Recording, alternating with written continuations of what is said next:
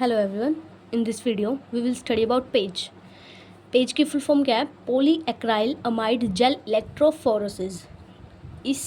ये इलेक्ट्रोफोरेसिस का टाइप है और इसमें हम क्या पढ़ते हैं कि तब बायपॉलीमर्स को सेपरेट, आइडेंटिफाई और प्यूरिफाई करने के लिए तब हम एग्रोज और पॉली एक्राइल अमाइड जेल का यूज़ करें, उस प्रोसेस को बोलते हैं पेज।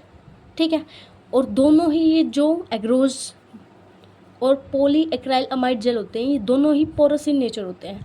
ठीक है, next, polyacrylamide gel are chemically cross linked gels formed by the polymerisation of acrylamide. जो पॉली एक्राइल अमाइड है वो केमिकली क्रॉस लिंक्ड होता है और एक्राइल अमाइड की पॉलीमराइजेशन से बनता है। ठीक है, इसमें यूजुअली ये प्रेजेंट होता है। ये एक टेक्निक है जो वाइडली यूज्ड की जाती है बायोकेमिस्ट्री में, फोरेंसिक केमिस्ट्री में और मॉलिक्यूलर बायोलॉजी में,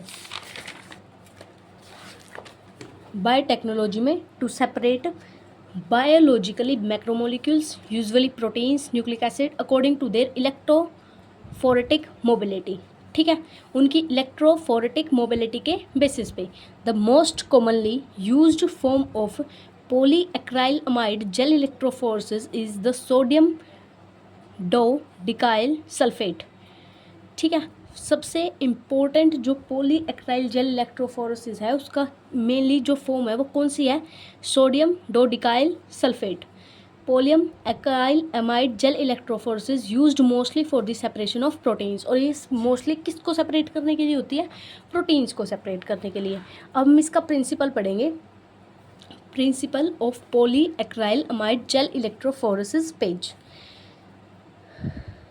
Page is an analytic method used to separate components of a protein mixture based on their size। ये एक ऐसा एनालिटिक मेथड है जो यूज किया जाता है प्रोटीन्स के कंपोनेंट्स को सेपरेट करने के लिए। किसके बेसिस पे? उनके साइज के बेसिस पे। The technique is based upon the principle that a charged molecule will migrate in an electric field towards an electrode with opposite signs।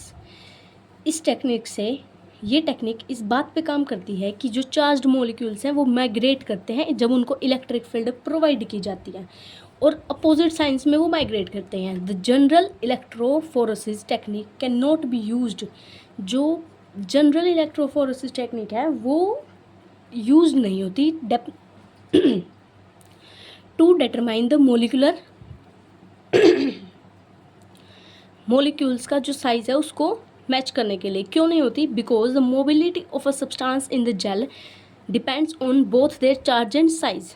क्योंकि जो मोबिलिटी होती है किसी भी सब्सटेंस की जेल के अंदर वो उसकी साइज और चार्ज दोनों चीज़ पे डिपेंड करती है। टू ओवरकम दिस, इस बात को समझने के लिए the biologically samples need to be treated so that they acquire uniform charge. तो जो बायोलॉजिकली जो हमारे सैंपल्स होते हैं उनको ट्रीट किया जाता है किसी न किसी जेल या फिर किसी न किसी डाई के साथ, ताकि उनका जो चार्ज है वो यूनिफॉर्म हो जाए। ठीक है, then the electrophoretic mobility depends primarily on size. इस बात से हमें पता चलता है कि जो इलेक्ट्रोफोरेटिक मोबिलिटी है वो डिपेंड किस पे करती है? साइज पे, not on charge but size. For this different proteins molecules with different shape and size needs to be denatured. Different molecules different size के, डिफरेंट शेप के डीनेचुरेट किए so that the protein loss their secondary, tertiary and quaternary structure. इस बात से हमें protein के जो चार हम स्ट्रक्चर्स पढ़ते हैं, mainly primary, secondary, tertiary, quaternary, ये स्ट्रक्चर्स हमें मिले थे। The proteins have been covered by SGS are negatively charged. जो प्रोटीन SGS से कवर किए, ठीक है, ये भी पेज का ही पार्ट होता है, हम आगे पढ़ेंगे इसके बारे में ब्रीफली नेक्स्ट वीडियो में।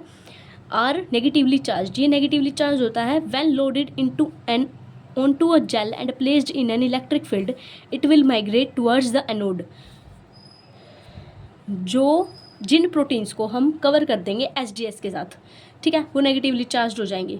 मतलब जो SGS डाई होती है ये प्रोटीन्स को नेगेटिवली चार्ज देने के लिए काम आती है, और जिन प्रोटीन्स को हम HGS के साथ कवर करेंगे वो माइग्रेट कर जाएंगे एनोड की तरफ, क्योंकि एनोड के ऊपर पॉजिटिव साइन होता है और वो नेगेटिवली चार्ज को अटैक्ट करता है।